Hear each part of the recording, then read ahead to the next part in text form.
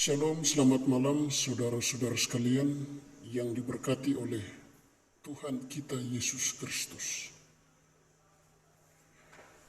Orang Muslim percaya bahwa Muhammad adalah nabi yang terakhir. Sebagai seorang nabi yang terakhir, seharusnya ia menghidupkan kehidupan yang sama seperti nabi-nabi sebelumnya. Ia juga harus mengajarkan ajaran yang sama dengan nabi-nabi sebelumnya. Saya sungguh sangat mengharapkan bahwa Muhammad akan mengajarkan ajaran yang sudah diajarkan oleh nabi-nabi sebelumnya. Tetapi ia sama sekali tidak mengajarkan ajaran-ajaran para nabi. Terkadang ia cenderung mengajarkan ajaran yang bertentangan dengan nabi-nabi sebelumnya. Ajaran-ajarannya yang aneh justru mengidentifikasi dirinya sebagai seorang nabi yang tidak benar. Berikut ini ada 5 hal yang ia sampaikan yang justru membuktikan bahwa kenabiannya harus dipertanyakan. Pertama, Muhammad tidak tahu apakah ia akan ke surga atau tidak. Dikisahkan oleh Khurija bin Zaid bin Sabit al-Ansari, al-Allah, seorang wanita Ansari yang memberikan janji setia kepada Nabi, berkata kepada saya, budak-budak didistribusikan di antara kami, dan kami mendapat budak bernama Uthman bin Mas'un. Kami membuatnya tinggal bersama kami di rumah kami. Kemudian ia menderita penyakit yang parah.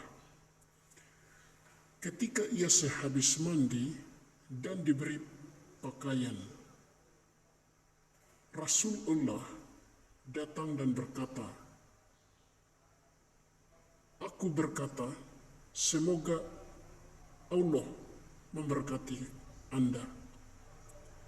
Oh Abu As-Sa'id, saya bersaksi bahwa Allah telah menghormatimu."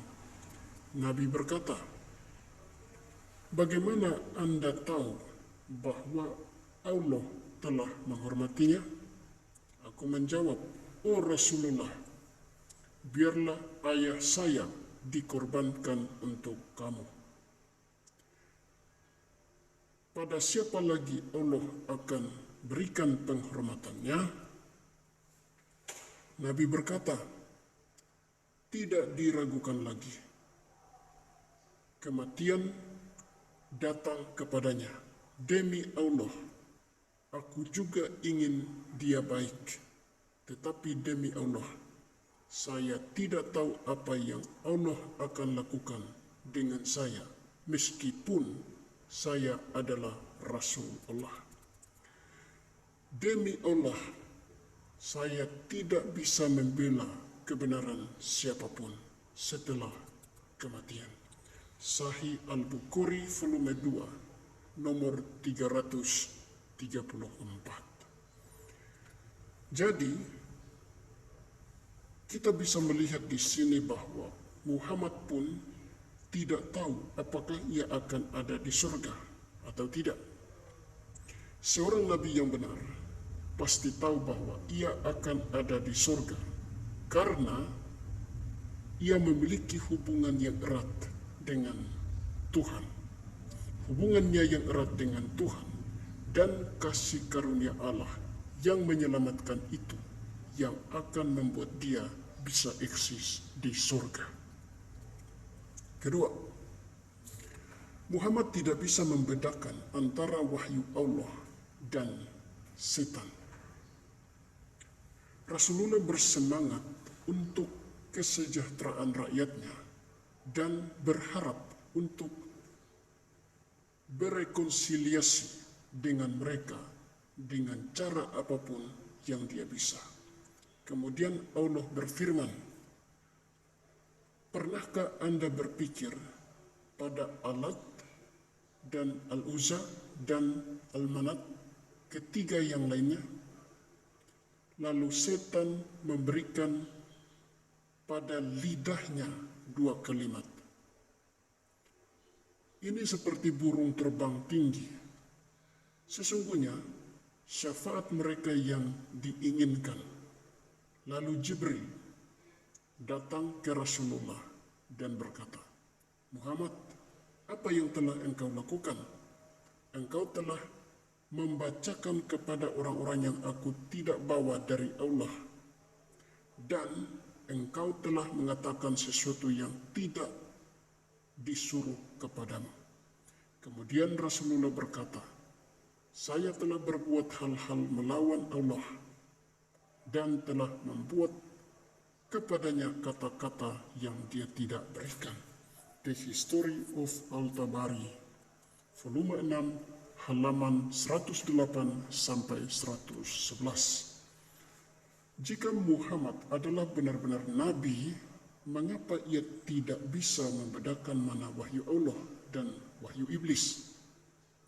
Harapan saya adalah ia dapat membedakannya, tetapi justru tidak seperti yang saya harapkan. Seorang nabi yang benar, ia dapat mengidentifikasi mana wahyu Allah dan mana bukan wahyu Allah. Ia tidak dapat membedakannya sama sekali. Sulit bagi saya untuk percaya kepadanya sebagai seorang nabi. Sangat sulit sekali. Yesus pernah berkata, domba-dombaku mengenal suaraku. Kalau dia adalah nabi yang benar, seharusnya ia bisa membedakannya. Ketiga, Muhammad tidak bisa membuat mujizat. Quran surat 17 ayat 90 sampai 93 mengatakan, dan mereka berkata,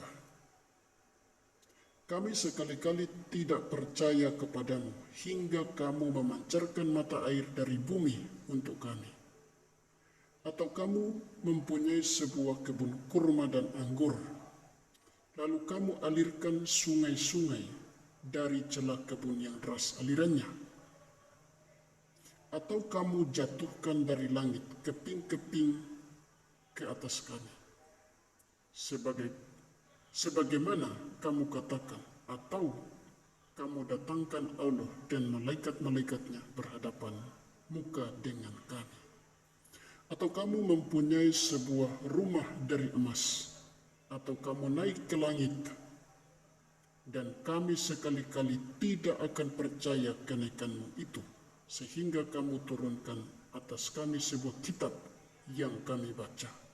Katakanlah, Maha suci Robku, bukankah aku ini hanya seorang manusia yang menjadi rasul?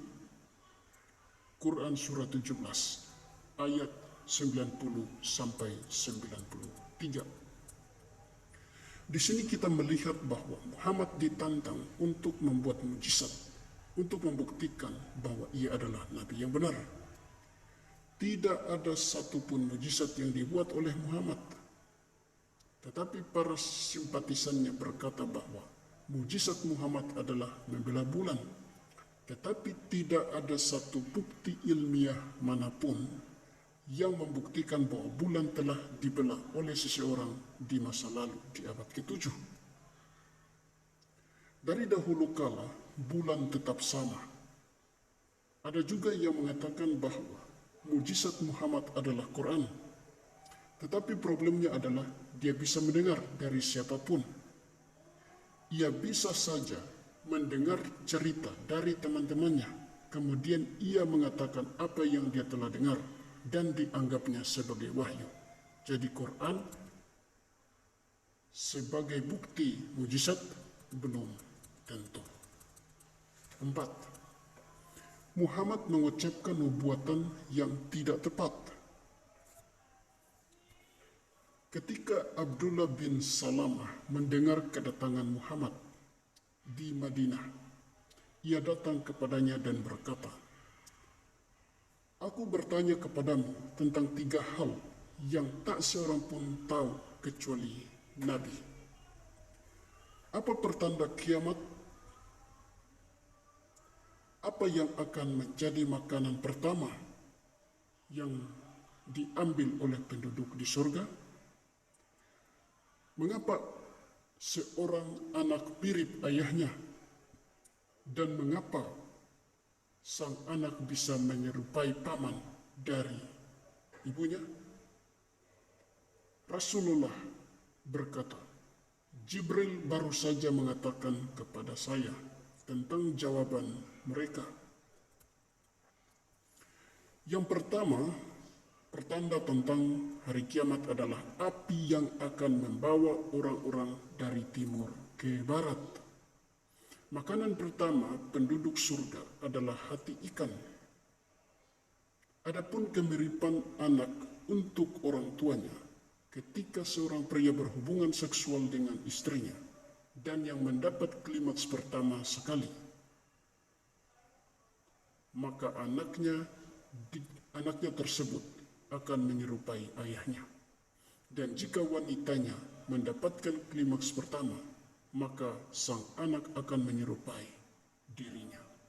Setelah itu Abdullah bin Salam berkata, saya bersaksi bahwa engkau adalah Rasulullah. Hadis Sahih Bukhari, volume 4, hadis nomor 3329.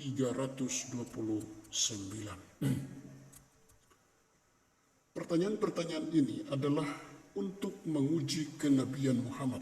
Apakah dia benar-benar nabi yang benar atau tidak?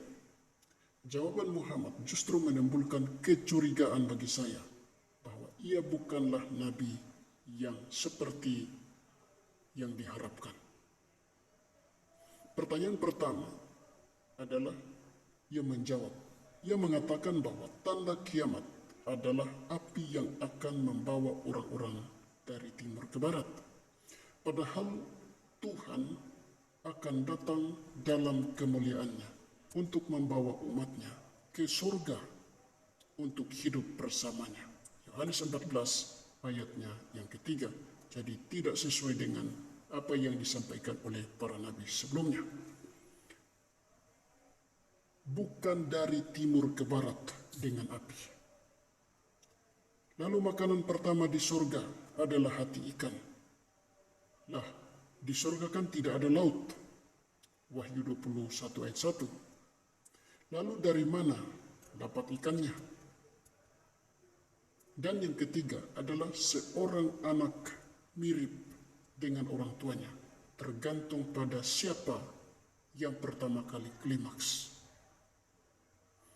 Kalau kita membaca buku-buku medis, para medis berpandangan bahwa yang membuat seorang anak mirip dengan ayahnya adalah gen yang dominan dan kromosom, bukan ketika berhubungan intim. Kemudian yang pertama kali klimaks, anaknya akan mirip dengan yang pertama kali klimaks. Jadi itu justru bertentangan dengan medis. Tidak mungkin seorang anak akan mirip seperti pamannya, paman dari ibunya. Kenapa? Karena pertama, paman bukan hanya dari pihak ibu, tetapi juga dari pihak ayah. Dan seorang anak akan mirip dengan pamannya kalau ibunya berhubungan seksual dengan pamannya, sehingga gen dan kromosom dari pamannya akan turun ke anak yang akan dilahirkan. Sampai di sini, malah saya semakin ragu dengan kenabian Muhammad. Kelima, Muhammad pikir ia kerasukan setan dan mencoba untuk bunuh diri. Dalam The Life of Muhammad, Sirat Rasulullah Muhammad Ibn Ishaq, translate by Alfred Guillaume dari Oxford University Press, halaman 106, dikatakan begini. Celakalah aku, ini Muhammad ya, celakalah aku. Aku ini penyair atau kerasukan. Tidak akan pernah orang Quraisy akan menjelaskan ini kepada saya. Saya akan pergi ke puncak gunung dan menjatuhkan diri, bunuh diri, dan mendapatkan istirahat. Seorang nabi yang benar tidak akan pernah berpikir bahwa ia kerasukan setan, apalagi bunuh diri. Tidak akan pernah seorang nabi yang benar tidak akan pernah berpikir bahwa ia kerasukan setan, apalagi mencoba untuk bunuh diri. Dan beberapa literatur Muslim mengatakan bahwa ada 3 kali Muhammad mencoba untuk bunuh diri karena stres ya. Kita sudah melihat 5 bukti, 5 fakta di atas yang mengharuskan saya untuk menolak dia sebagai nabi yang benar. Sampai saat ini, saya belum diyakinkan bahwa Muhammad adalah nabi yang benar. Sulit bagi saya untuk percaya bahwa Muhammad adalah seorang nabi. Nabi yang benar tidak mungkin mengatakan hal-hal di atas. Inilah yang bisa saya dapat sampaikan pada saat ini. Nantikan video terbaru lainnya. Jangan lupa untuk like, subscribe, komen, dan share video ini ke teman-teman, sahabat, kenalan, dan keluarga di berbagai sosial media, sehingga mereka juga mendapatkan informasi yang penting ini, sehingga mereka tidak terperdaya dan tidak terombang-ambing oleh angin-angin pengajaran sesat. Mari kita bongkar. Selamat malam, Tuhan Yesus memberkati.